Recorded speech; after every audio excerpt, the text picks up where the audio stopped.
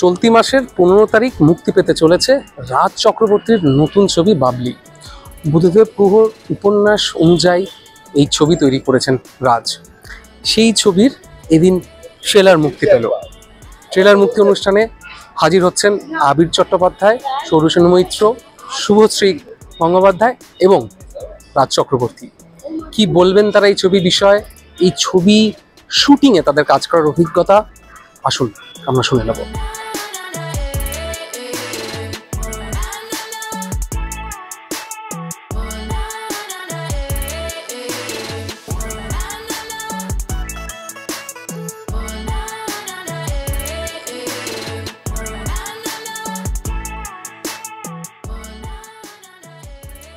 তো আমাদের গোটা টিম এখানে রয়েছে আজকে।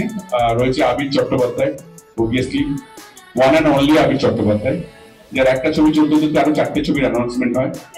এরকম আবির চট্টোপাধ্যায় যার গালের ডান দিকে একটা কাটা দাগ আছে, সেই আবির চট্টোপাধ্যায় যে আবির চট্টোপাধ্যায়কে নেওয়ার পরে আমাকে সমস্ত তার ফ্যানেরা, মহিলা ফ্যানেরা বলেছিল ওর ডান দিকে গালে কাটা দাগটাই যেন সবথেকে বেশি হাইলাইট করা হয়, তার জন্য সব কটা শটে ওকে ডান দিকে রেখেই নিতে হয়েছে। ঠিক আছে, এবং শুধু তাই নয়, বুদ্ধদেব গুহ নিজে বলে গেছিলেন আবির চট্টোপাধ্যায় দ্য বেস্ট পার্সন। তার জন্য আমি 3 বছর ওর পেছনে ঘুরেছি। আবির চট্টোপাধ্যায়, জোড়াতালি সিটি। আবিরের জন্য সিটি আমি সবসময় মারি। নমস্কার সবাইকে, এত বৃষ্টি বাদলার মধ্যেও তোমরা সবাই এসেছো, থ্যাংক ইউ ভেরি মাচ। আমাদের ছবি বাবলি রিলিজ করছে 15ই আগস্ট, সেটা আমার মনে হয় এখানে সকলে জানে। কে কে জানে না একটু হাত তোলো। না, আমার মনে হয় যে বুদ্ধদেব গুহ নামটাই যথেষ্ট, কারণ আমাদের মধ্যে অনেকেই আছে যারা প্রথম বড় হওয়া বা প্রেমের স্বাদ বুদ্ধদেব গুহর লেখা পড়েই পেয়েছে। বাবলিও সেরকমই একটি গল্প, এবং এই গল্পটা বড় পর্দায় আসার পিছনে রাজের অনেক দিনের পরিকল্পনা ছিল। সেই নিয়ে রাজ আরও ডিটেলে বলবে। আমাদের কাছে প্রাথমিকভাবে এটা ওনার প্রতি একটা শ্রদ্ধার্ঘ্য। যদি উনি আমাদের মধ্যে থাকতেন তাহলে আমাদের আরও বেশি ভালো লাগতো, সিনেমাটা ওনাকে দেখাতে পারতাম। খুব বেশি কিছু বলছি না, এটা প্রেমের গল্প। আমার এই নিয়ে রাজের সঙ্গে মাঝে মধ্যেই কোয়েশ্চেন আনসার সেশন হতো, কারণ আমার মনে হয়েছিল একটা সময় যে বাংলা ছবিতে প্রেমের ছবি করলে কি দর্শকরা আদৌ আসবেন। কিন্তু বর্তমানে দাঁড়িয়ে আমার মনে হয়, আমার অভিজ্ঞতা, যে যদি ভালো করে আমরা বানাতে পারি, আমরা যদি যত্ন নিয়ে বানাতে পারি, বিশেষ করে সাহিত্য নির্ভর ছবির প্রতি যেহেতু বাঙালি দর্শকদের একটা আলাদা আকর্ষণ আছে, সেক্ষেত্রে আমরা যদি ভালো করে বানাতে পারি তাহলে কেন আসবেন না, তারা ডেফিনেটলি আসবেন এবং তাদের ভালো লাগবে। আমার চরিত্রের নাম অভিরূপ সেন, যারা গল্পটা পড়েছেন তারা জানবেন। বাকিটা যেটুকু আমরা ট্রেলার গানে যেটুকু দেখতে পাচ্ছি, মনে হয় সেখানে অভিরূপ সেনের বিষয়টা বা কিরম চরিত্র সেটা আপনারাও বুঝতে পারছেন। 15 তারিখে রিলিজ বললাম, সব বলেছি, ঠিক আছে, সব নিজেদের মতো করে বানিয়ে লিখে দাও এবার।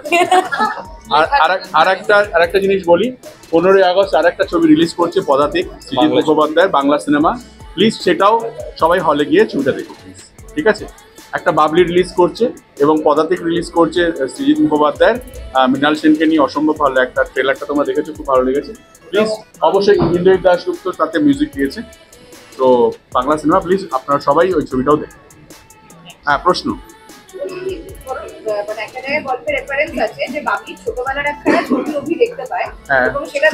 সুষ্টুনি মুষ্টুনি, হ্যাঁ ওটা দেখতে পায় এবং তাতে বাপি এখানে লাজুক হয়ে যায় এবং আপনি কবি তখন জিজ্ঞেস করেন এটা কি, ওই ছবিটা পাওয়াটা কি ছিল, মানে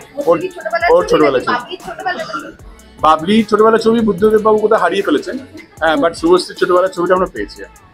আর বাবলির ক্যারেক্টারটা কি মানে বিভিন্ন সময় কখনো তুমি বলে কখনো আপনি বলে, তো ব্যক্তিগত জীবনে আমরা অনেক সময় অনেকের ক্ষেত্রে হয় না যে পরে দেখা হয়েছে তুমি বলেছিলাম না আপনি বলেছিলাম মনে করতে পারি না, তোমাদের কখনো এরকম কখনো না? বাবলি সেটা ভীষণ জেনে বুঝেই করে। She is a very confident girl, মানে কোথায় কি বলতে হয়, ওর মধ্যে সার্কাজমটা ভীষণ খুব হাই, ভীষণ উইটি, ভীষণ ইন্টেলিজেন্ট। সো সেই জায়গাতে ঠিক কখন পিন মেরে আপনিটা বলতে হবে আর কখন পিন মেরে তুমি বলতে হবে ওটা জানি।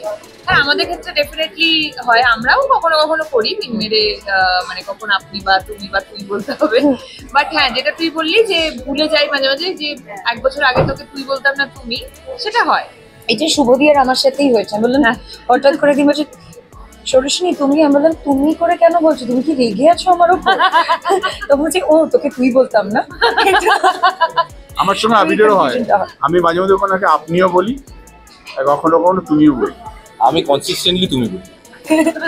আমিও কনসিস্টেন্টলি তুমি বলি, সবাই অনেক বেশি আপন লাগে। ছবিতে বেসিক্যালি গল্পটা লেখা হয়েছিল 84-এর, কিন্তু আমরা দেখিয়েছি 95। আমি যেহেতু আমার একটা সিগনেচার আছে গল্প বলার ক্ষেত্রে, আমি একটু ঝকঝকে তকতকে সিনেমা বানাতে পছন্দ করি। আমার সিনেমার মধ্যে একটু লার্জার দ্যান লাইফ থাকে, মানে আমার গল্পের চরিত্ররা একটু জামা কাপড়, যদি প্রেমের ছবি হয় সেখানে লাইসেন্স থাকে তাহলে অবভিয়াসলি তাদের কস্টিউম, তাদের যে গাড়িটা চালাচ্ছে বা জিনিসটার মধ্যে একটা ফিউশন তৈরি করেছি আর কি। সো বাবলি 95 হলেও সময়টাকে একটু ঘেটে দেওয়া আছে আর কি, কিন্তু ছবিটা যদি তুমি ওইসব মাথায় না নিয়ে দেখো তাহলে ছবিটা তোমার ভালো লাগবে। যদি ওইসব মাথায় নিয়ে দেখতে যাও তাহলে তুমি অনেক কিছু বলবে, ও বাবা এই সময় এটা কেন হয়েছিল, ওই সময় এটা কেন হয়েছিল, সবগুলো তোমার মাথায় আসতে পারে। প্রথমত ভাবতে হবে যে বাবলি বানিয়েছি, এসেন্স রেখেছি গল্পে, এবং গল্পের যা বুদ্ধদেব গুহর লেখা ডায়লগ এবং যা যা আছে সমস্তটাই আছে ম্যাক্সিমাম। আর যেহেতু এটা লিনিয়ার গল্প, কিন্তু গল্পটার ক্ষেত্রে একটা লাইসেন্স আছে, যে গল্পটার মধ্যে একটা ড্রামা আছে এবং এটার মধ্যে একটা ইমোশন আছে, একটা প্রেম আছে। তো ওই লাইসেন্সটা নিয়ে আমি চেষ্টা করেছি আমার গল্পটাকে একটু ফ্লারিশ করতে। রাজদা, সবসময় আমরা দেখেছি মূলধারার বাণিজ্যিক ছবি তৈরির পাশাপাশি সাহিত্যধর্মী ছবির প্রতি তোমার একটা আলাদা ভালোবাসা আছে। সাহিত্যের তুমি ছোটবেলা থেকে আমি আসলে প্রচুর বই পড়তাম, প্রচুর বই পড়ে বড় হয়েছি আর কি। আমরা সবাই বাঙালিরা ছোটবেলা, আমাদের এজের ছেলেমেয়েরা তো বিশেষ করে গল্পের বই পড়বেই, লাইব্রেরিতে যাবেই এবং গান বাজনার সঙ্গে যুক্ত থাকবেই। এটা আমাদের সবার মধ্যেই ছিল, নাহলে বাড়িতে বকা ছিল, বাড়ি থেকে এই কালচারটা আমাদের মধ্যে ঢুকিয়ে দেওয়া হয়েছে। বাট বুদ্ধদেব গুহ আমার খুব পছন্দের একজন রাইটার ছিলেন, ওনার সব গল্পই আমার পড়া আর কি। বাবলি স্পেশালি আমার খুব পছন্দের, এবং আরও অনেক কোনো গল্প আছে যেগুলো আমার খুব পছন্দের আর কি। সো অবভিয়াসলি শোনো, আমি একজন ফিল্ম মেকার, আমি একজন স্টোরি টেলার। আমি যদি ভালো গল্প পাই যেটার মধ্যে যদি রসদ থাকে, আমি যদি সেই গল্পটা করার মতো মানে সমস্ত রকমের ইনফ্রাস্ট্রাকচার পাই, আমি অবভিয়াসলি সেই গল্পটা করবো। ভবিষ্যতে বুদ্ধদেব গুহর লেখা নিয়ে বা সাহিত্য নিয়ে আমরা তোমাকে হ্যাঁ, বুদ্ধদেব গুহর গল্প নিয়ে আরো অনেক ছবি করা উচিত।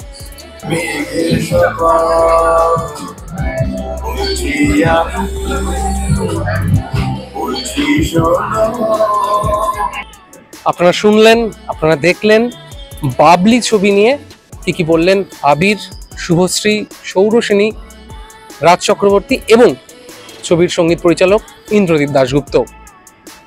ক্যামেরায় মধুর সঙ্গে আমি রাহুল, আজকাল.in, কলকাতা।